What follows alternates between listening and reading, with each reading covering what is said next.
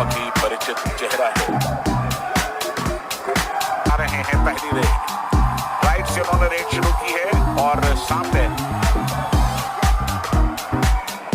फजल अत्रा चली इस समय लेफ्ट कॉर्नर पर, मेघानी राइट कॉर्नर पर। थोड़ा संभल कर खेलते हुए शुरुआती रेड्स में किसी तरह का जोखिम लेना नहीं चाहते, सही रणनीति। राइट कवर को देखो कैसे लगातार प्रेशर बनाने की कोशिश, यही काम है राइट कवर का। मिसामली से रेड शुरू कर दी है नंबर 2 मोहम्मद इस्माइल नबी बख्श ने। 27 वर्षीय खिलाड़ी अपना पहला एशियन गेम्स खेल रहे हैं। मोहम्मद नबी बख्श कंप्लीट डिफेंस, 7 खिलाड़ी, क्योंकि अभी जस्ट मुकाबला शुरू हुआ। टच का दावा संदीप नरवाल पर,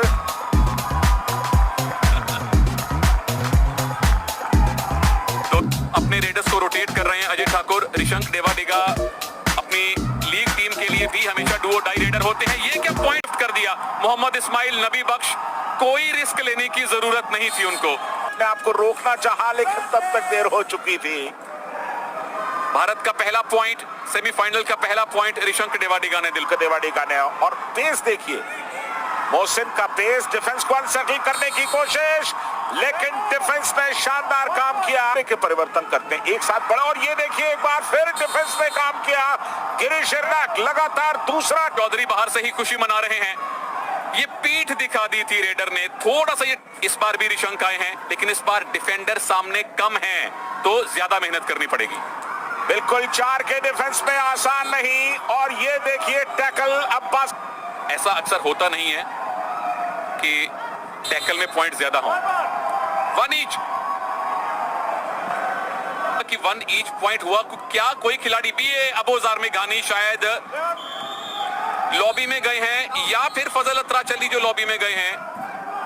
अगर रेडर डिफेंडर, मुझे लगता है कि इसके बाद वो आएंगे, और ये देखिए अपने आप लॉबी में चले गए।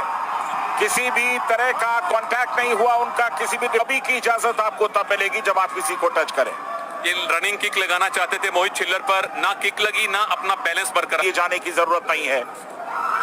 अनावश्यक टैकल के लिए गए और आउट। हादी ओस्ट्रोक प्रदीप को पहला, तो क्या उनके कोच सब्स्टिट्यूट करेंगे? सब्स्टिट्यूशन का मौका मिलेगा। डाइव किया था यहां पर हादी ओस्ट्रोक ने, प्रदर्शन गिरीश एर्नाक का, और ये देखिए जिस काम के लिए लाया गया था मकसूदू को, उन्होंने वो काम कर दिया। टैकल किया, टैकल का एफर्ट किया था वहां पर गिरीश ने, लेकिन बाहर जाना पड़ेगा उन्हें। अबुल फजल आए और गिरीश एर्नाक चेन में थे, खुद को ना पीछे खींच पाए, और इनफैक्ट चेन छोड़ी भी नहीं। अगर नीचे झुक, सुपर टैकल सिचुएशन है। और सबसे बड़ी बात कि ये सुपर टैकल हो गया। अजय ठाकुर का हाथ अंदर आया जरूर, लेकिन बाहर से, जो कि वैलिड लीगल नहीं। डीप गए, यहाँ ग्रिप बहुत अच्छी तो नहीं बनी, लेकिन जो सबसे पहले उनको मोहसिन मकसूदू ने पकड़ा, और उसके बाद दोनों डिफेंडर आ गए। दिखा रहा है भारतीय डिफेंस, ये भारी पड़ेगा। यहां देखिए वक्त निकलता जा रहा है, रेडर पर प्रेशर बढ़ता जा रहा है। सही रणनीति। उनके 6 पॉइंट हो जाएंगे क्योंकि सुपर टैकल ऑन है। किस तरह से ऋषंक किस 30 सेकंड के वक्त को काटेंगे।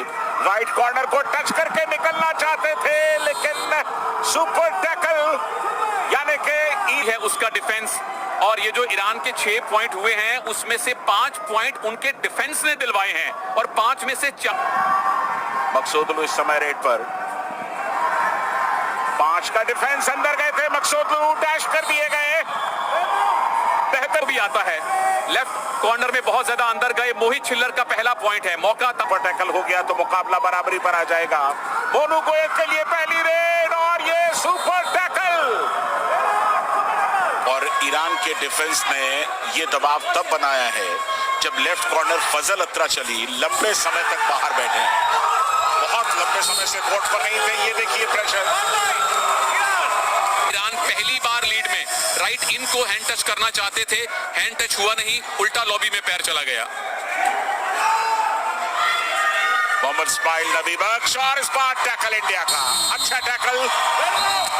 दीपक के बाद हाफ टाइम के बाद की पहली रेड। जब मैच शुरू हुआ था तो भारत ने पहली रेड की थी, जहां इस्माइल पहली रेड पर आए हैं। 5 का डिफेंस।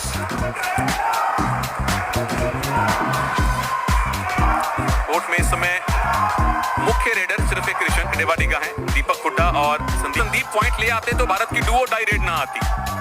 हादी अस्तरोव डुओ डाई में आए हैं, डिफेंस को संभाल करके खेलना होगा। सामने गए, जबरदस्त ब्लॉक किया गिरीश एर्नाड ने को, और गिरीश के टैकल को आप देखिए, चेन जंप लगाना चाहते थे, एंटीसिपेशन एकदम बढ़िया, एकदम सामने खड़े हो गए वो हादी अस्तरोव के, और जंप को रास्ते में ही क्रैश कर दिया।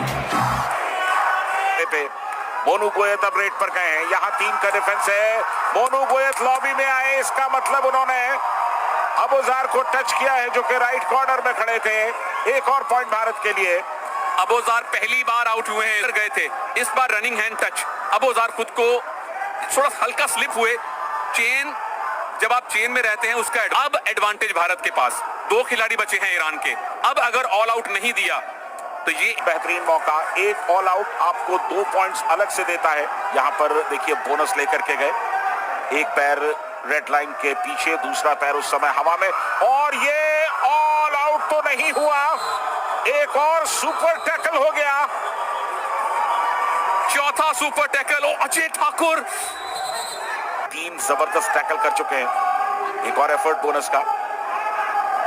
और पिछले सुपर टैकल के बाद ईरान दोबारा से लीड में आ गए हैं। ऑफिशियल चाहते तो उस टैकल को डिसअलाउ कर सकते थे। 3 विसल बजने के बावजूद रेडर को नहीं छोड़ना बहुत बड़ा फाउल है। एक और सुपर टैकल। ईरान का डिफेंस कमाल कर रहा है। जबरदस्त डिफेंस करता हुआ ईरान। Super tackle. पिछली रेड में गए थे। यहां देखिए, जर्सी खींचना भी फाउल है। अंपायर की विसल लगातार बजते रहने के, अजय वही कह रहे हैं, जर्सी खींची गई है। 2 पॉइंट्स और दिए ईरान ने। ये देखिए, मोनू गोयत के सामने जाकर के ब्लॉक किया, उन्हें अनसेटल किया, और उसके बाद सपोर्ट आया। लेकिन जिस तरह से अजय ठाकुर की जर्सी खींची गई थी, वो भी किसी भी टीम की तीसरी रेड, डू और डाई रेड होती है। और इस समय प्रेशर रेडर पर है। अगर डिफेंस गलती ना करे तो शायद इनका शिकार हो सकता है। वक्त भी निकलता जा रहा है। 30 सेकंड से ज्यादा टाइम आप रेड में नहीं ले सकते। टाइम कीपर बैठे होते हैं और वो टाइम की गणना करते हैं। पहले भारत ने यही नीति अपनाई थी। टो टच की कोशिश, क्या कामयाब हुए हैं?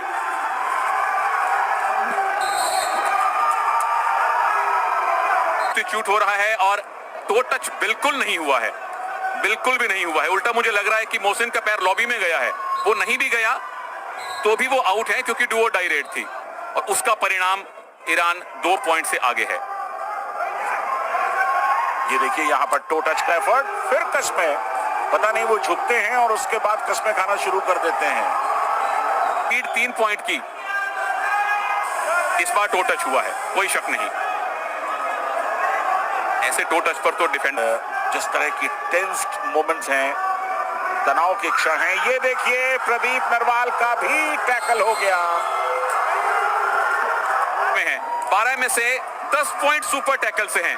ये तो खैर एक रेगुलर टैकल था, लेकिन वो भी कमाल का है। अब तक मुझे दादा राहुल चौधरी, आप देख लें, 1/4 पॉइंट ज्यादा। ये हुआ टैकल जिसकी जरूरत थी।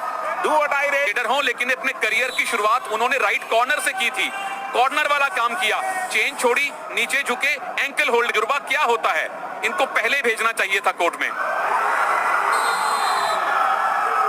मोनू गोयत लगातार पहले था। ये देखिए, मोनू गोयत गए, क्या सोच रहे थे, क्यों उन्होंने इस तरह से, क्विक अटैक होगा ये मानकर चलिएगा। और अबोजार अंदर आ चुके हैं। दोनों रेगुलर कॉर्नर इस समय पोजीशन में हैं। राहुल इनके खिलाफ कई बार खेल चुके हैं। क्या हैंड टच हुआ?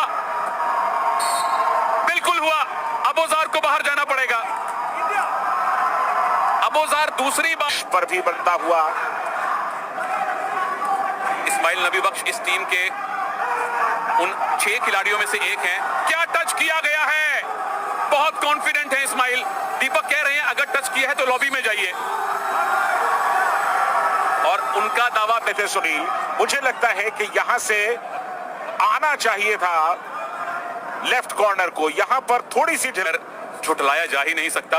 वहां से बिल्कुल लेफ्ट कॉर्नर से दौड़ लगानी चाहिए थी। बहुत ज्यादा अंदर वो चले गए थे। ये दौड़ लगाई है फजल ने और ये कॉन्फिडेंस है कि देवाडिगा भी बाहर जाएंगे। ऋषंक देवाडिगा को डैश कर दिया गया है। फजल ने दिखाया कि लेफ्ट कॉर्नर रेडर का पीछा कैसे करता है जो भारत गिर जाएगी। लगातार वक्त निकलता जा रहा है। बोनस की कोशिश की और इसके साथ ही राहुल चौधरी को भी टैकल कर लिया। बोनस के लिए कोशिश की थी फजल, अत्रा चली उनके एस्केप रूट के ठीक सामने खड़े थे। पड़ेगा एक रेडर को अंदर भेज के उसे ऑल आउट खिलवाना पड़ेगा। अब आप डिफेंसिव अप्रोच के साथ नहीं रह सकते और इसके साथ ही क्या भारत ऑल आउट होगा। सबसे बड़ा अपसेट यहां हम होते हुए देख रहे हैं। किस तरह से डैश कर दिया, लेकिन डैश हुआ नहीं। डैश संभवतः पहली बार भारतीय पुरुष कबड्डी टीम फाइनल में नहीं पहुंचेगी।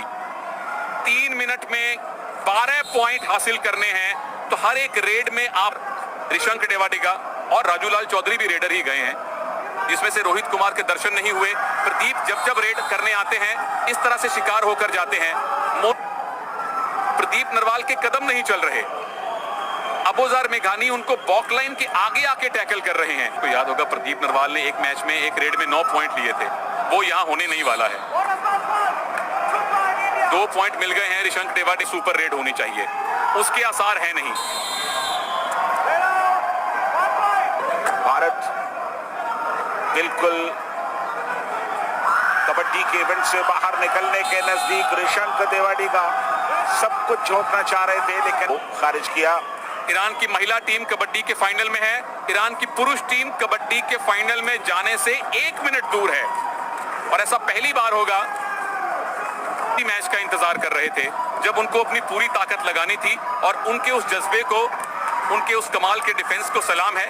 2 मर्तबा उन्होंने खेल भावना को कुचला है, उसके लिए भी उनकी आलोचना होनी चाहिए। आलोचना होगी लेकिन गोल्ड मेडल की दौड़ में भारत अब बाहर हो चुका है। 18वें एशियाई खेलों में कबड्डी में भारत के लिए सबसे बड़ा झटका। भारत फाइनल तक नहीं पहुंच सका।